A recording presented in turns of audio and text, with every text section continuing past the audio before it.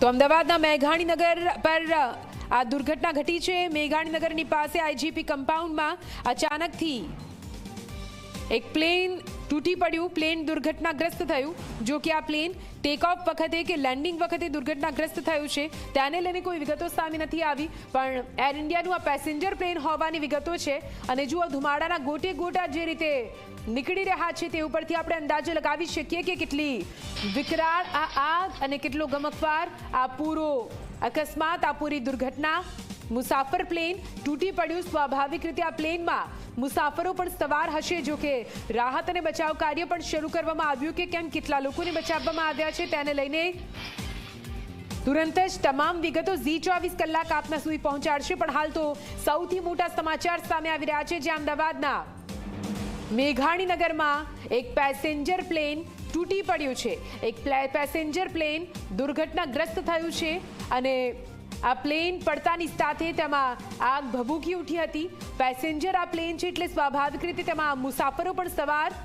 જો કે મુસાફરોની સ્થિતિને લઈને હજુ કોઈ સમાચાર સામે નથી આવ્યા, પણ જે રીતે પ્રાથમિક વિગતો સામે આવી રહી છે, મુસાફરો ભરેલું વિમાન અચાનકથી તૂટી પડ્યું છે। હવે કોઈ ટેકનિકલ કારણોસર આ વિમાન દુર્ઘટનાગ્રસ્ત થયું કે પછી કોઈ ભૂલ, કોઈ ક્ષતિના કારણે, તેની વિગતો હજુ તો સામે નથી આવી રહી, તપાસનો વિષય બની છે। પણ સૌથી મોટી ખબર સામે આવી રહી છે અમદાવાદથી, જ્યાં અમદાવાદમાં એક પ્લેન ક્રેશ થયું છે। ફાયર બ્રિગેડની ટીમ ઘટના સ્થળે પહોંચી ચૂકી છે।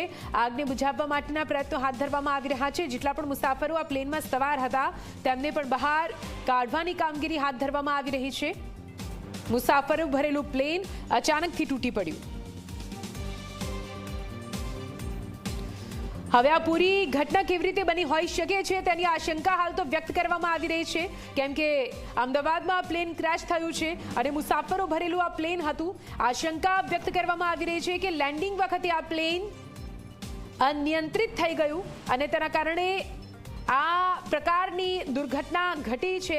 ફરીથી સંવાદદાતા દર્શલ જોડાઈ ગયા છે। દર્શલ, શું કઈ વધુ વિગતો સામે આવી રહી છે ત્યાંથી? મુસાફરો ભરેલું આ પ્લેન હોવાની વિગતો છે, ટેક ઓફ લેન્ડિંગ ક્યારે આ દુર્ઘટના ઘટી? જે પ્રકારની આ ઘટના બની છે, મેઘાણીનગર જે આઈજીપી કમ્પાઉન્ડ જે છે ત્યાં આ પ્લેન ક્રેશ થયું છે, આ કન્ફર્મ સમાચાર છે।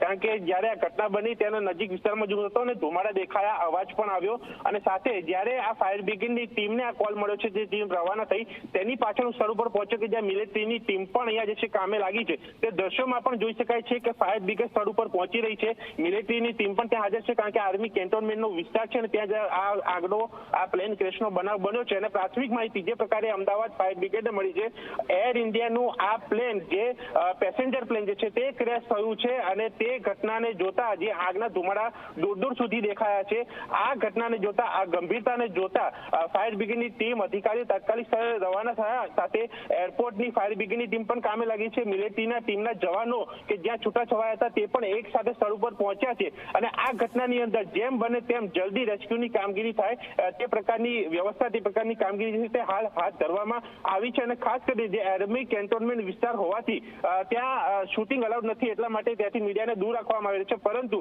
જે પ્રકારે આગ લાગી છે, આ પ્લેન ક્રેશ થયું છે, દૂર દૂર સુધી તેના ધુમાડા દેખાય છે, જેના વિડીયો પણ વાયરલ થયા છે અને જે ઘટના ગંભીર ઘટના કહી શકાય છે કે ક્રેશ, જે પ્લેન લેન્ડિંગ સમય દરમિયાન આ પ્લેન ક્રેશ થયા હોવાની વાત છે, તેને જોતા તમામ તંત્ર જે છે, તમામ લોકો, અધિકારી જે છે તે કામે લાગી ચૂક્યા છે, જેથી કરીને અંદર રહેલા લોકોને જલ્દીથી બહાર કાઢીને બચાવી શકાય। પ્રાથમિક પ્રાયોરિટી આ કામગીરી જે છે તે આ ફાયર બ્રિગેડની, આ ટીમની, એ પછી એરપોર્ટની ફાયર બ્રિગેડની ટીમ હોય કે પછી સ્થાનિક ટીમ હોય કે પછી આર્મી ના જવાનો હોય કે પછી સ્થાનિક પોલીસ હોય, 108ની પણ મદદની વાત છે, અન્ય અલગ અલગ તમામ પ્રશાસન જે છે તે કામે લાગી ચૂક્યું છે। અને આ જે પ્રાથમિક માહિતી આધારે હાલ આ કામગીરી જે છે તે અમદાવાદ એરપોર્ટ અને જે આર્મી કેન્ટોનમેન્ટ વિસ્તારના તમામ લોકો દ્વારા હાથ ધરવામાં આવી છે અને કેટલાક રસ્તાઓ, જે જગ્યા ઉપર આ બનાવ બન્યો છે તેની આસપાસના રસ્તાઓ કોર્ડન કરીને લોકોની અવર જવર માટે બંધ કરવામાં આવ્યા હોવાની પણ હાલ પ્રાથમિક માહિતી જે છે તે મળી રહી છે। એટલે કે આ ગંભીર ઘટનાને જોતા આ કામગીરી જે કરવામાં આવી છે અને લોકોને દૂર આપીને આ વ્યવસ્થા જે છે ગોઠવીને તાત્કાલિક રેસ્ક્યુની કામગીરી કરીને લોકોના બચાવની કામગીરી છે તે શરૂ કરી દેવાઈ છે। બિલકુલથી રાહત અને બચાવ કાર્ય શરૂ કરી દેવામાં આવ્યું છે। અફરાતફરીનો માહોલ ઘટના સ્થળે જોવા મળી રહ્યો છે। દર્શિલ આપની પાસે આવીએ છીએ, તમે નજર રાખો આ પૂરી ઘટના પર। આપ સિવિલના દ્રશ્યો જોઈ રહ્યા છો। આપ જુઓ, પ્લેન તૂટી પડ્યું તે બાદ કઈ રીતે અફરાતફરીનો માહોલ સિવિલ હોસ્પિટલમાં પણ જોવા મળી રહ્યો છે। સિવિલ હોસ્પિટલના એક તરફ આપ દ્રશ્યો જોઈ રહ્યા છો, એક તરફ વિમાન ક્રેશ થયું છે, તેના ધુમાડાના ગોટે ગોટા ઉઠી રહ્યા છે। તે દ્રશ્યો આપ ટીવી સ્ક્રીન પર જોઈ રહ્યા છો। સિવિલ હોસ્પિટલમાં જેટલા પણ ઇજાગ્રસ્ત મુસાફરો છે તેમને એક બાદ એક લાવવામાં આવી રહ્યા છે। આ મોટી પ્લેન દુર્ઘટના અમદાવાદના મેઘાણીનગરથી સામે આવી છે। અમદાવાદમાં મુસાફર ભરેલું પ્લેન અચાનકથી ક્રેશ થયું। એર ઇન્ડિયાનું આ પ્લેન, એર ઇન્ડિયાનું આ વિમાન જે અચાનકથી દુર્ઘટનાગ્રસ્ત થયું છે, ક્રેશ થયું છે। અને આ સમગ્ર મામલાને લઈને તમામ અપડેટ ઝી24 કલાક આપના સુધી પહોંચાડી રહ્યું છે। દ્રશ્યો સતત તમે ટીવી સ્ક્રીન પર જોઈ રહ્યા છો।